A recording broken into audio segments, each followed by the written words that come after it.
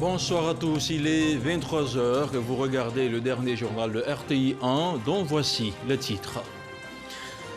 Dernier conseil des ministres de l'année 2020, ce mercredi, Alassane Ouattara a félicité le gouvernement et tous les participants au dialogue politique, notamment les représentants des partis et de la société civile. Des mots de félicitations pour l'accord obtenu en vue d'une participation effective de tous les partis politiques aux prochaines élections législatives. Dépêché par le gouvernement à Guézon dans le département de Diokoé, le ministre de la Réconciliation nationale a traduit la compassion et le soutien du gouvernement aux victimes et à leurs familles. Pour sa première sortie depuis sa nomination, Kouadio Konan-Bertin a transmis un message de paix et de cohésion aux protagonistes. Et puis à la veille de la sortie du Royaume-Uni du marché unique européen, les députés britanniques ont approuvé ce mercredi l'accord post-Brexit conclu entre Londres et l'Union européenne, un accord pour encadrer la rupture historique, un accord également approuvé par les 27 pays de l'Union européenne. Voilà pour les titres. Ce mercredi 30 décembre 2020, un conseil des ministres s'est tenu de 10h à 12h30 au palais de la présidence de la République. Un conseil des ministres est le dernier de l'année 2020 sous la présidence d'Alassane Ouattara, président de la République et chef de l'État. Le compte-rendu de Jérôme Kofi Abolan. Les Ivoiriens aux urnes dans le premier trimestre de l'année prochaine. Ils seront appelés à élire leurs parlementaires. Le vote est prévu le 6 mars 2021. C'est le Conseil des ministres tenu ce mercredi qui en a fait l'annonce. Les collèges électoraux sont convoqués le samedi 6 mars 2021 en vue de l'élection des députés à l'Assemblée nationale pour la législature 2021-2025. L'ouverture des scrutins est fixée de 8 heures et clos à 18 heures, soit 10 heures de vote. Le choix de cette date vise à respecter les dispositions constitutionnelles en la matière, notamment la date constitutionnelle d'ouverture de la session parlementaire prévue au mois d'avril 2021 et à tenir compte des délais prescrits par le Code électoral, à savoir les délais entre la date de l'élection et la date limite de dépôt des candidatures, la publication des candidatures et l'examen des contentieux. Entre autres décisions prises par le Conseil, on peut retenir le décret sur le fonctionnement des COJES au niveau du ministère de l'Éducation nationale. Selon ce décret, les COJES n'ont plus de pouvoir, contrairement à ce qui se faisait par le passé. Un décret modifiant le décret du 7 juin 2012 portant attribution, organisation et fonctionnement des comités de gestion des établissements scolaires publics, en abrégé COJES. Cette mesure fait suite à l'annonce de la suppression des cotisations exceptionnelles payées par les parents d'élèves dans le cadre des activités des COJES faites par le président de la République à l'occasion de son discours d'investiture du 14 décembre 2020. Ainsi, ce décret met un terme au pouvoir du COJES de lever des cotisations exceptionnelles.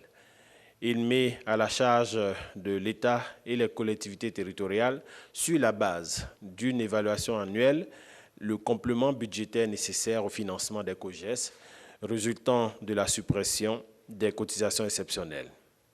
Ce complément budgétaire, contribution exceptionnelle de l'État et de collectivités territoriales, couvre notamment la prise en charge des frais annexes liés aux activités pédagogiques et à la santé des élèves ainsi que les dépenses d'urgence du secondaire.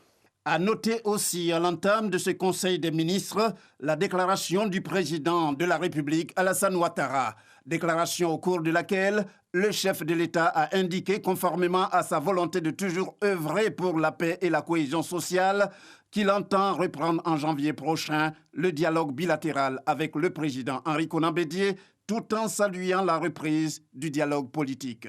Je félicite le gouvernement et notamment le ministre de l'Intérieur et de la Sécurité. Et je félicite bien évidemment tous les participants, aussi bien les représentants des partis politiques que de la société civile. Je crois que c'est un pas important. On ne peut pas tout régler en un seul jour, mais le fait qu'il y ait eu un accord pour aller aux élections législatives, ceci est un élément très important d'avoir des élections inclusives. Et je note que tous les partis politiques ont indiqué leur souhait de participer à ces élections. Et je suis personnellement engagé à faire en sorte que les mesures d'apaisement puissent être prises, mais dans le cadre de la loi, bien évidemment. Je souhaite que tout le monde tienne compte de notre volonté d'apaisement et de reprise du dialogue. Le président Bédié et moi-même nous sommes parlé à plusieurs occasions ces derniers temps et nous sommes convenus de reprendre le dialogue bilatéral dans les prochains jours, certainement, dans la deuxième quinzaine du mois de janvier. Ceci permettra d'évoquer un certain nombre de points en suspens et de montrer à nos concitoyens que nous sommes sur la voie de la consolidation de la paix pour notre pays. Nous voulons un pays en paix et compte tenu des progrès qui sont réalisés, avec la paix, nous irons encore plus vite. Ce Conseil des ministres est le dernier de l'année 2020. Rendez-vous pris donc pour ce qui est de cette réunion hebdomadaire l'année prochaine, c'est-à-dire 2021. Et toujours ce mercredi, le président de la République s'est entretenu avec l'ambassadeur du Ghana en Côte d'Ivoire. En fin de mission dans notre pays, le diplomate ghanéen est venu faire ses adieux au chef de l'État. Larry Frédéric Daniela en a profité pour faire un tour d'horizon des relations de coopération entre la Côte d'Ivoire et le Ghana, notamment dans les domaines du cacao et de l'énergie. On retrouve encore une fois Jérôme Kofi Abolan. Une rencontre d'environ 30 minutes ce mercredi entre le président de la République, Alassane Ouattara, et l'ambassadeur du Ghana en Côte d'Ivoire, rencontre ayant pour cadre le palais présidentiel dans la commune du Plateau. Elle s'inscrit dans le cadre de la coopération entre les deux pays. Selon le diplomate ghanéen, plusieurs sujets pour marquer l'excellence des relations entre les deux pays ont été évoqués, notamment le partenariat sur le cacao entre la Côte d'Ivoire et le Ghana. Nous avons parlé de l'accord stratégique, accord de partenariat stratégique que nous avons signé avec la Côte d'Ivoire. Au terme de cet accord, les deux principaux pays producteurs de cacao représentant plus de 60% de la production mondiale, nous avons pu faire établir un prix plancher pour le cacao. Il y a aussi ce qu'on appelle des différentiels de revenus pour les cultivateurs, ce qui nous permet à ce que les cultivateurs ne souffrent plus du prix du marché. Et alors nous parlons aussi, il y a une collaboration qui existe dans les domaines énergétiques. Nous sommes en train de construire un sort de gazoduc qui doit nous assurer l'approvisionnement de gaz entre les deux pays. L'ambassadeur ghanéen en Côte d'Ivoire s'est dit heureux d'avoir été reçu par le président Alassane Ouattara. Pour lui, la collaboration entretenue entre la Côte d'Ivoire et le Ghana dans plusieurs domaines de développement constitue la preuve que les relations entre les deux pays sont au beau fixe et restent exemplaires. Toujours au titre de la présidence de la République, la Direction générale du protocole d'État porte à la connaissance des corps constitués des missions diplomatiques post-consulaires et organisations internationales accréditées en Côte d'Ivoire que la cérémonie de présentation de vœux au président de la République, initialement prévue le 5 janvier 2021, est annulée en raison de la résurgence des cas de Covid-19. C'est le lieu de rappeler à tous de veiller au strict respect des mesures d'hygiène et des mesures barrières, notamment le port du masque, le lavage des mains et la distanciation physique, fait à Abidjan le mercredi 30 décembre 2020, signé le directeur général du protocole d'État, Hippolyte Yoboué. Et puis cette brève, Pascal Affi-N'Guessan, l'un des principaux responsables de l'opposition en Côte d'Ivoire, a été libéré et placé sous contrôle judiciaire. Une libération intervenue ce mercredi 30 décembre après presque 2 mois de détention préventive.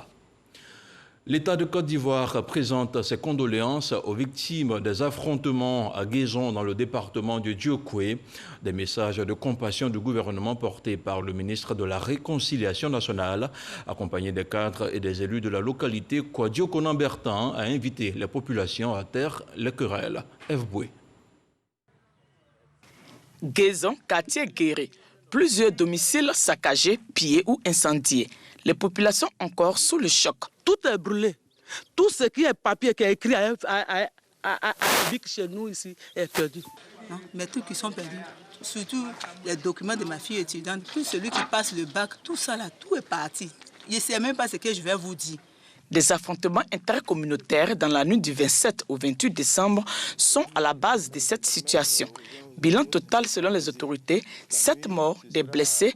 Dès les premières heures du déclenchement du conflit, les autorités administratives, appuyées de la chefferie, des cadres et élus, ont initié des rencontres et sensibilisé les populations à la préservation de la paix. Les mesures sécuritaires ont été renforcées, un couvre-feu de 3 jours instauré et un comité de crise piloté par le préfet de région installé.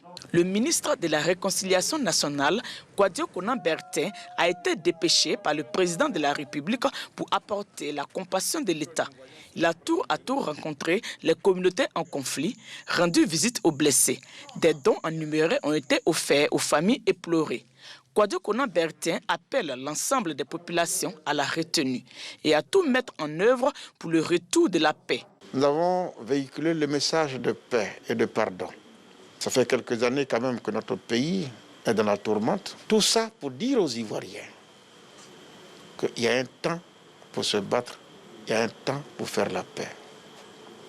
Le chef de l'État est dans une bonne dynamique, bonne disposition d'esprit à aller à la réconciliation et à aller à la paix.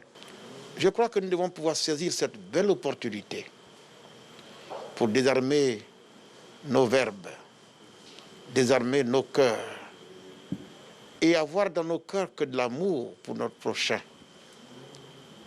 La Côte d'Ivoire a besoin que ses enfants se rassemblent à nouveau. Et les signes sont là. J'ose croire que Guezon, ça a été juste un incident qu'il faut juste circonscrire. Le comité de crise poursuivra les efforts pour un retour définitif de la cohésion sociale à Guezon.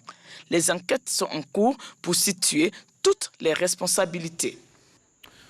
Retour à Abidjan et nous mettons le cap sur l'Assemblée nationale après la cérémonie de clôture de la session ordinaire des travaux parlementaires.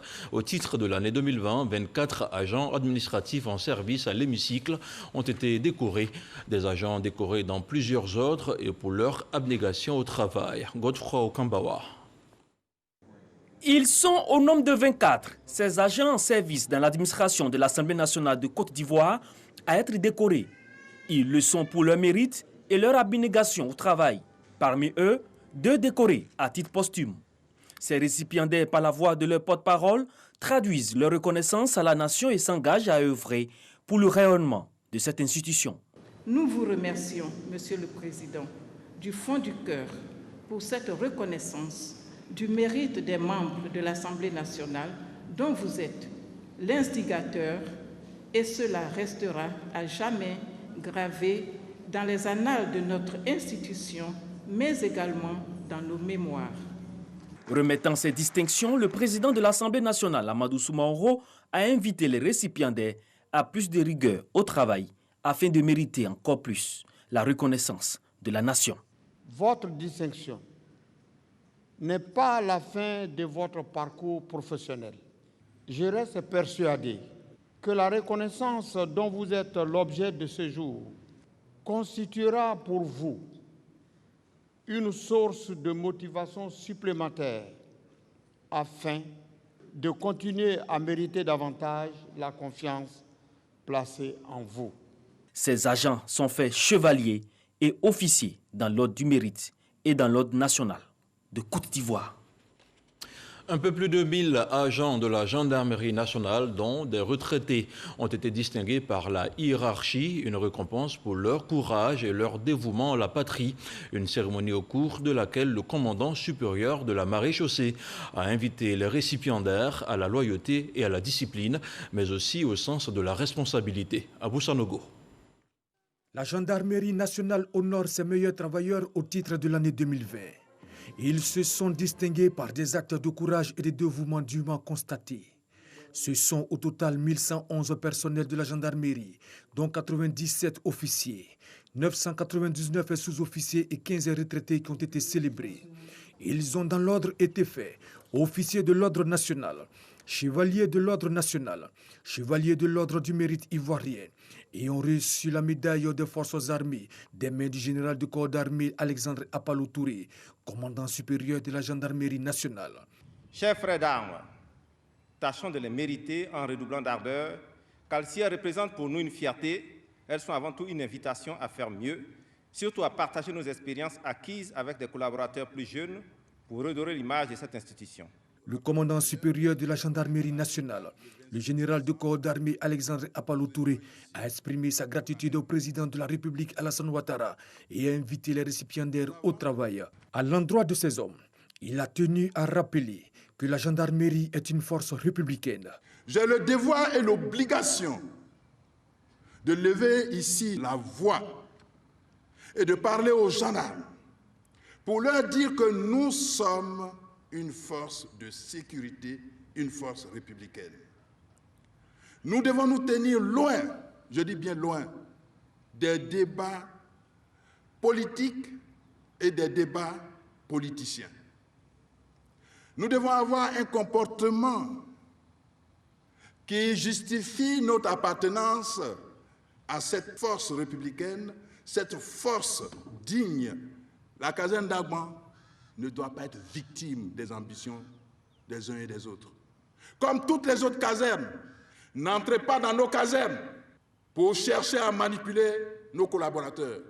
Ils n'en ont pas besoin. Ils savent pourquoi ils se sont engagés dans l'armée. Ils sont venus pour servir la République, pour protéger la population. Vous-même, pour vous protéger, il faut que les manipulateurs soient dénoncés. Un défilé des troupes à pied a meublé cette cérémonie de décoration de 1111 personnels de la gendarmerie nationale. On fait le point de la situation de la Covid-19 au 30 décembre 2020 dans quelques instants.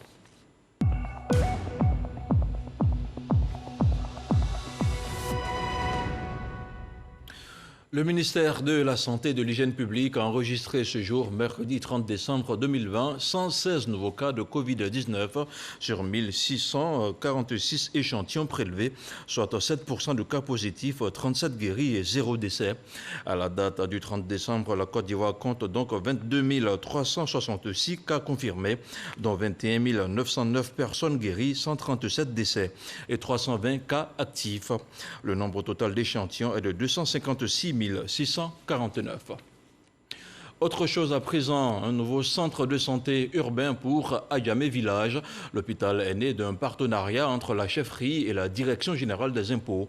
Il a été inauguré par le ministre des Sports et des Loisirs et il porte le nom de la grande chancelière Henriette Dagri-Diabaté. Plus de détails avec Sephora Zegui. Adjamé Extension, un village au cœur de la commune de Cocody, les Deux Plateaux. Jusqu'à ce jour, n'avait pas de centre de santé. Les populations devaient parcourir des kilomètres pour avoir accès à des soins de première nécessité. On a beaucoup souffert. Il fallait sortir du quartier, soit aller à William Civil, ou bien à l'FSI-Com d'Angré, ou bien à Blocos, pour soigner les enfants, pour faire les vaccins. Et aujourd'hui, je découvre qu'il y a l'ouverture. Je ne peux que rendre grâce à Dieu. C'est un grand ouf de soulagement pour la population de Deux Plateaux. Sincèrement, nous remercions l'État, nous remercions le gouvernement vraiment pour ce chef-d'œuvre. En 2001, la chefferie du village, en partenariat avec la Direction générale des impôts, obtient la construction d'un hôpital qui a coûté 100 millions de francs CFA. Faute d'administrateurs, le centre de santé urbain n'a pu ouvrir ses portes aux patients. Aujourd'hui, cette structure sanitaire de proximité est fonctionnelle. Elle a bénéficié d'une réhabilitation de 18 millions de francs CFA de la Direction générale des impôts. La Direction générale des impôts a tenu son engagement à réaliser et à rendre opérationnel ce centre.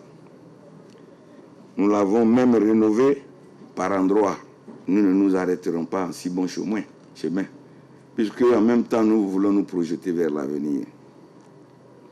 La DGI, à travers la MADGI, continuera donc à accompagner dans la mesure de ses possibilités. L'ouverture de ce centre de santé vient accroître l'accessibilité des populations aux soins de santé. Le ministère de la Santé et de l'Hygiène publique invite les gestionnaires et les populations à le maintenir en l'état. Tous les dons de centres de soins méritent d'être salués à sa juste mesure parce qu'ils permettent de réduire les zones de silence sanitaire néfastes au développement des soins primaires. Celui qui construit un centre de santé entretient la vie. Il importe qu'il soit donc maintenu dans un état de fonctionnalité optimale. Ce centre de santé, baptisé Henriette Dagri-Diabaté, vient lui rendre hommage. Son représentant d'en haut, Paulin Claude, témoigne sa gratitude aux donateurs et à la chefferie d'Adjamé Extension. Elle voudrait s'honorer que sur la terre de ses ancêtres, on puisse l'immortaliser ainsi. C'est la première fois qu'on l'immortalise dans un lieu de vie, un lieu qui protège la vie, un lieu qui donne la vie, un lieu qui donne la santé. L'inauguration du centre de santé Henriette Dagri-Diabaté du village d'Adjamé Extension vient mettre fin au calvaire des populations.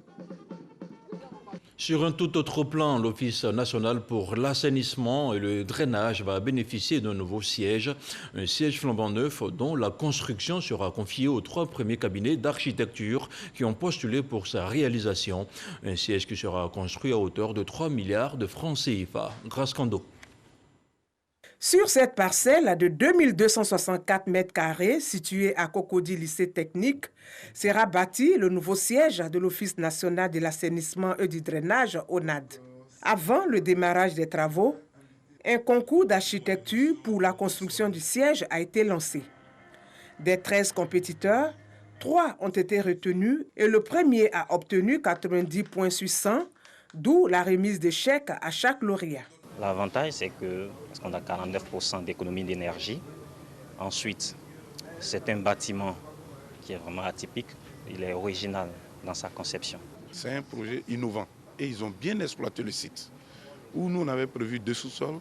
Ils ont vu que, vu la pente, au lieu de faire des sous-sols qui reviennent très chers et qui font peur, ils ont préféré faire des rez-de-jardin.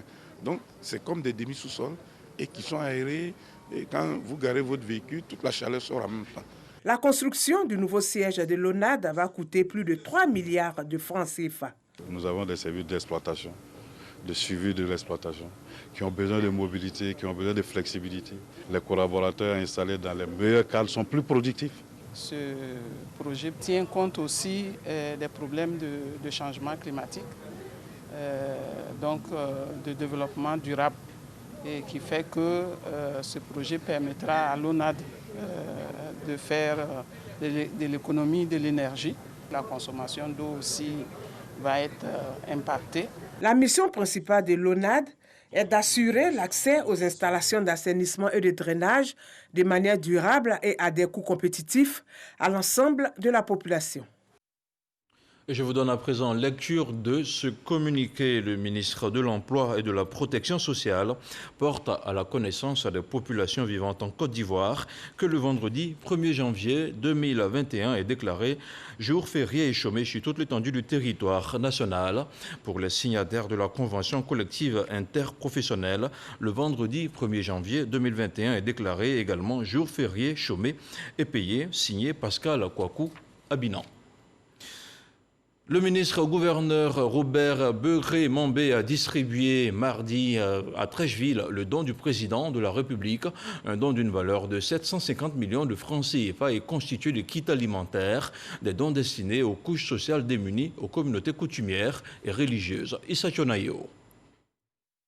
Le social au cœur des actions du président de la République, Alassane Ouattara, en cette année 2020, pour ses fêtes de fin d'année. Il vient de faire un don de kits alimentaires d'une valeur de 750 millions de francs CFA, des vivres destinés aux personnes vulnérables et démunies. Ce don est distribué par le ministre-gouverneur Robert Begré-Mambé aux populations du district d'Abidjan. Le président nous envoie vers les couches les plus défavorisées. Il exprime ainsi sa volonté de nous voir agir selon ses instructions. Et depuis 2011, les chefs traditionnels, les chefs religieux et tous ceux avec qui nous avons l'habitude de travailler nous accompagnent et nous aident à réaliser ces rêves. Ils soutiennent l'action du chef de l'État par la prière, par le dialogue, par la présence continue auprès des uns des autres. Tout ce qui peut contribuer à amener dans le cœur des Ivoiriens la paix. Les bénéficiaires saluent le geste et le sens d'humanisme du chef de l'État. Je voudrais dire au gouverneur, en notre nom à tous, merci une fois de plus pour cette invitation, de partage, de générosité. Nous vous demandons, nous vous prions de traduire, d'être notre interprète auprès du président de la République pour tout ce qui s'est fait dans nos villages. Sachez que nous serons toujours à vos côtés pour vous soutenir, monsieur le gouverneur. Toutes les religions sont d'accord que quand vous faites du bien, tel que Dieu l'a voulu, vous êtes bénis. Ce remerciement qu'il nous revient de faire à l'intention de monsieur le gouverneur, de tout le district et à travers eux, à son excellence, monsieur le président de la République. Le ministre-gouverneur Robert Mambé, qui a opté cette année pour des illuminations et des feux d'artifice sobres, tout en mettant un accent particulier sur le social, va poursuivre la distribution du don du président de la République dans tous les districts d'Abidjan. Ils sont sur le terrain de la sensibilisation des acteurs du transport, de la société civile et des parlementaires. Appellent à la prudence sur nos routes en ces périodes de fêtes de fin d'année. Tous ensemble, ils disent non aux pertes en vie humaine dues à l'incivisme et au non-respect du code de la route. Éric Goré. Les fêtes de fin d'année sont toujours des motifs pour certains chauffeurs de créer l'indiscipline sur la route.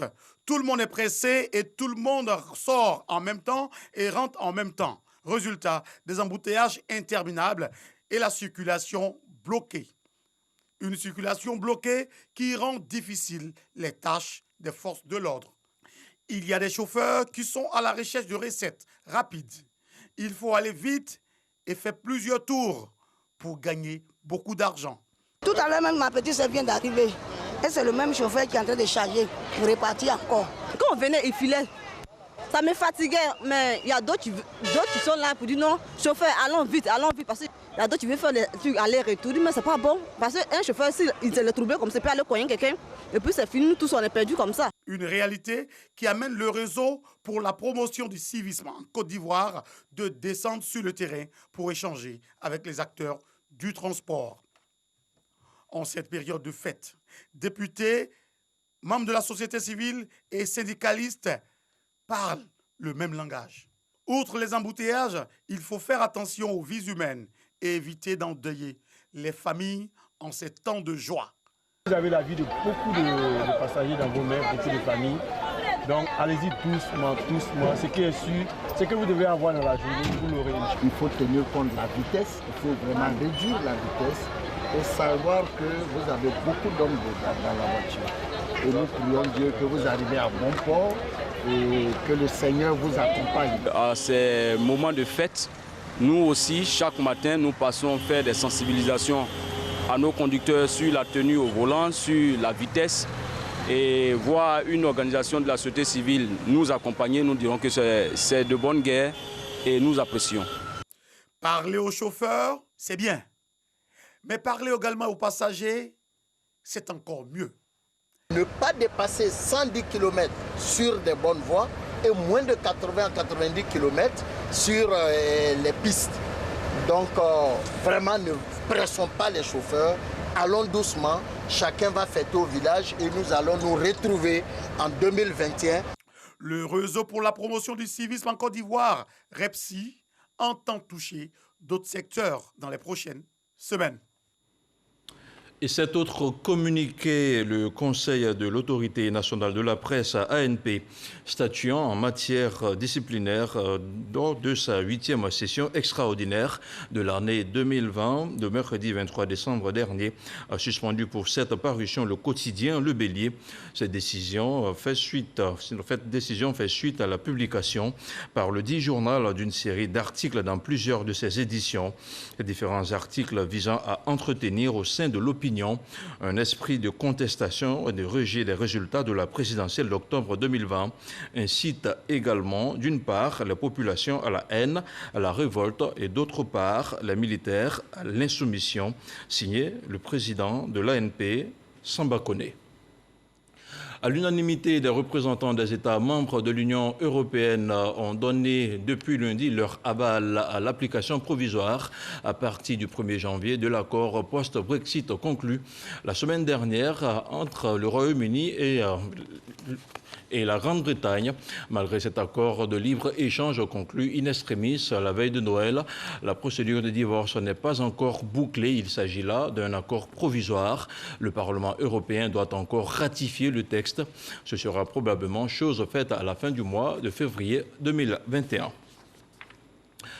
Merci de nous faire chaque soir une place chaleureuse chez vous. C'est la fin de cette édition que vous pourrez retrouver en intégralité sur le site www.rti.ci, sur YouTube ou encore sur le vérificateur.info. Bonsoir.